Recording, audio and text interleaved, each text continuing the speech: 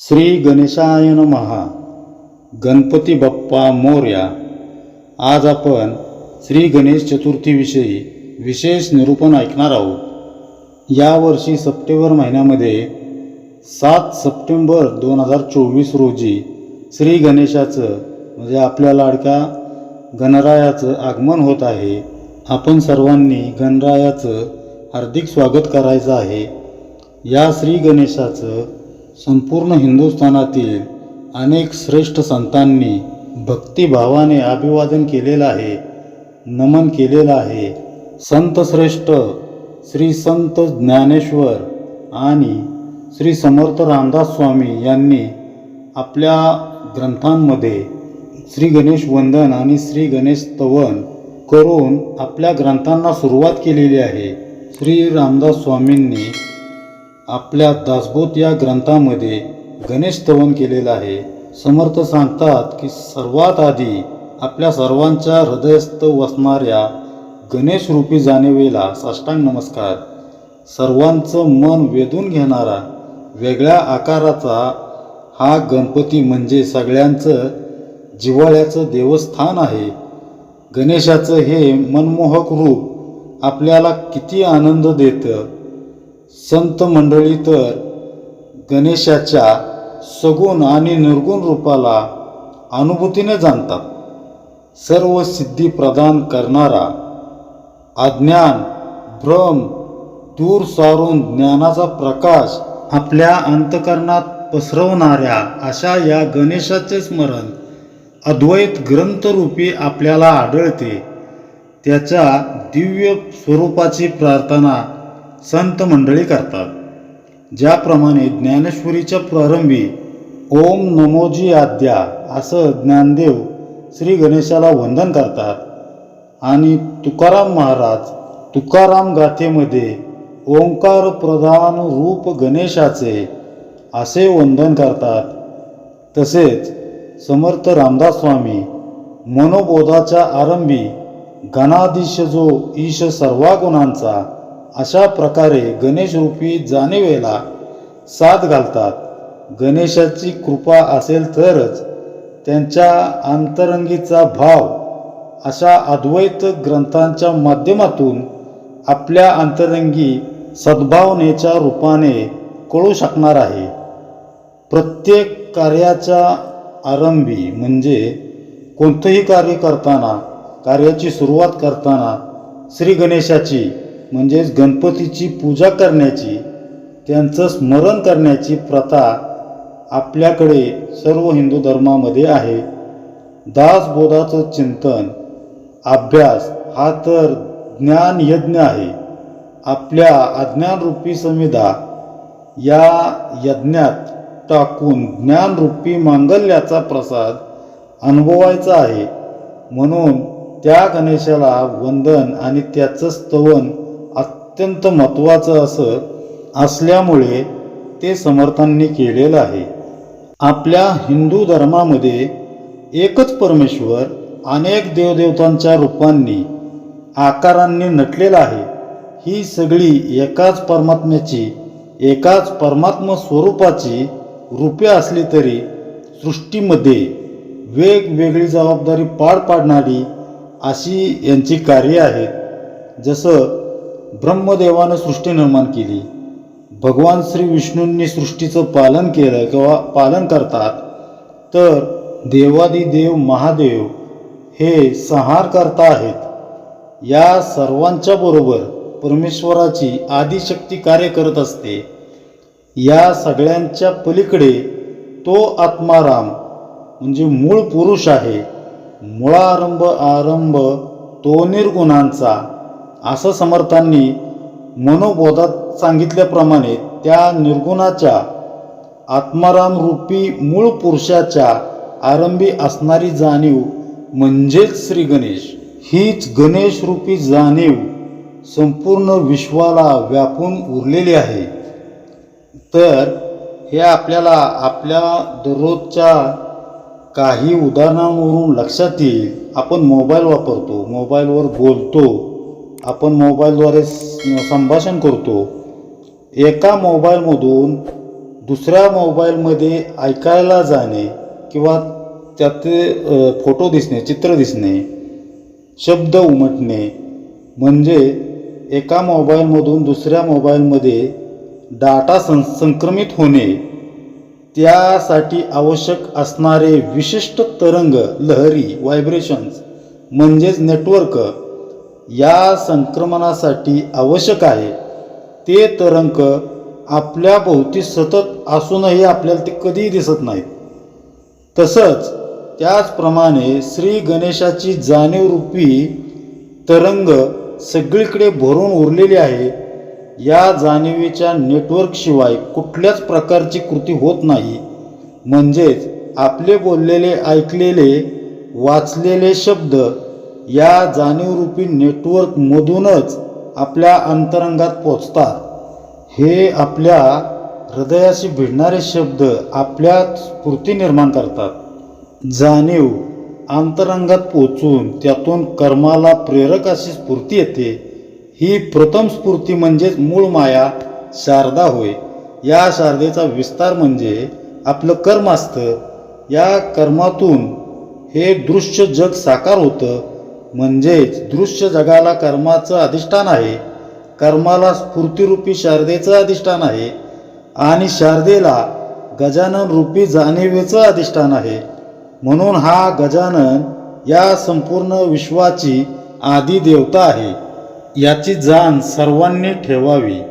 आणखी एक पहिलं, ज्यावेळी प्रभू राम वनवासात असताना प्रयाग क्षेत्रामध्ये भरत त्यांना भेटायला आला आणि भरताने श्रीरामांकडे काय मागितलं लक्षात घ्या.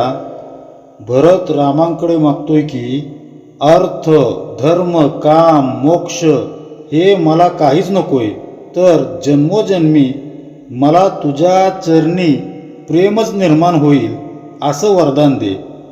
म्हणजे बघा, लौकिक सोडून असं अलौकिक मागण्याची बुद्धी देणारा तो कोण ईश्वर असेल तर श्री गणेशच हा सर्व सिद्धींचा दाता आहे, हे ध्यानात ठेवावे.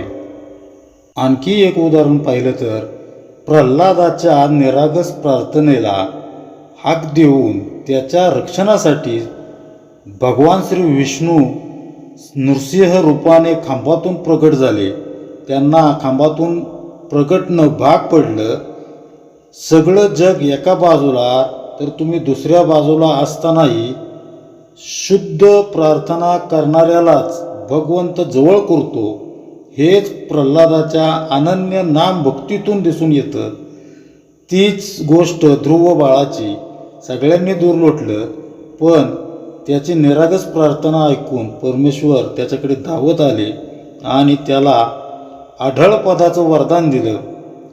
महाभारतात सुद्धा द्रौपदीने सुद्धा सभेतील सगळी वरिष्ठ मंडळी पराक्रमी, स्वतःचा पती पराक्रमी होता, पराक्रमी असूनही जेव्हा सर्वजण खाली माना घालून बसलेले बघितले त्यावेळेस अतिशय तळमळीने, आर्तपणे श्रीकृष्णाचा धावा केला आणि प्रेमाने मारलेल्या हाकेला परमात्मा तिच्या लज्जेच्या रक्षणार्थ धावून आला.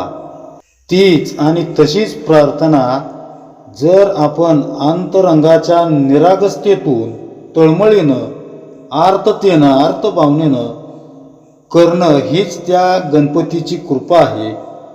अशी प्रार्थना त्या शक्तीला खेचून आणेल असा माझा गणेश आहे असं समर्थ म्हणतात. सकल कला गुणांचा अधिपती असणाऱ्या गणपतीच्या सगुण रूपाचं वर्णन श्री समर्थ रामदास स्वामी विविध अनेक ओव्यांतून करतात. तसेच श्री ज्ञानेश्वरांनी देखील आपल्या ज्ञानेश्वरी ग्रंथामध्ये श्री गणेशाचे ओम नमोजी आद्या हे वाक्य म्हणून श्री गणेशाचं वंदन केलेलं आहे. ज्ञानेश्वरीला सुरुवात केलेली आहे. गणपती स्तवन केलेलं आहे, गणेश स्तवन केलेलं आहे.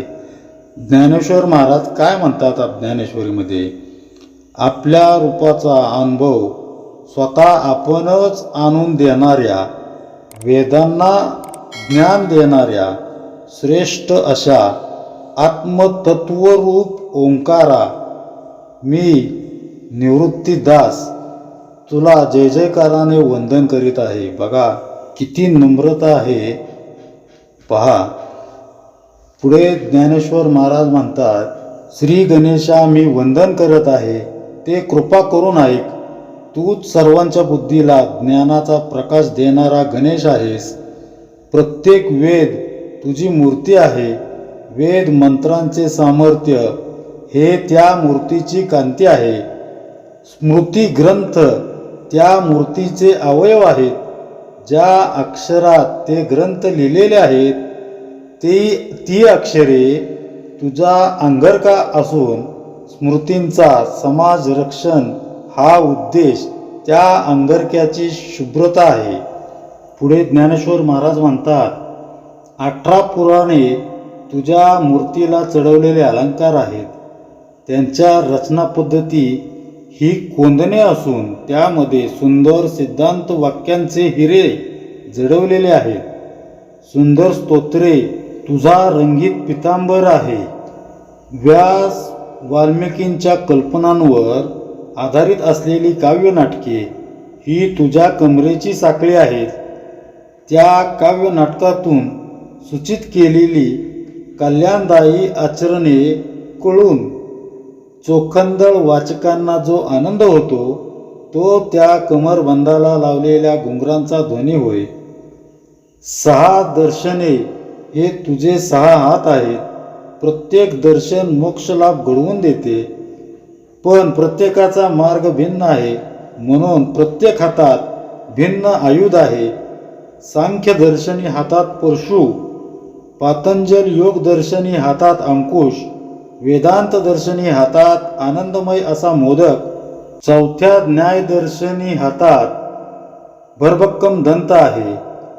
वैशेषिक दर्शनी हातात वरदायिनी नागदेवता असून 6व्या यज्ञमार्गी पूर्वमीमांसा हाताने अभयमुद्रा धारण केली आहे. विवेकी श्रोत्यांना किंवा वाचकांना या दर्शनांच्या श्रवणाने मिळणारा निर्भेळ आनंद ही तुझी सोंड आहे. प्रत्येक दर्शनाची चर्चा पद्धती हा तुझा दंत असून त्या चर्चेची तर्कशुद्धता हा त्या दंतांचा शुभ्र वर्ण आहे.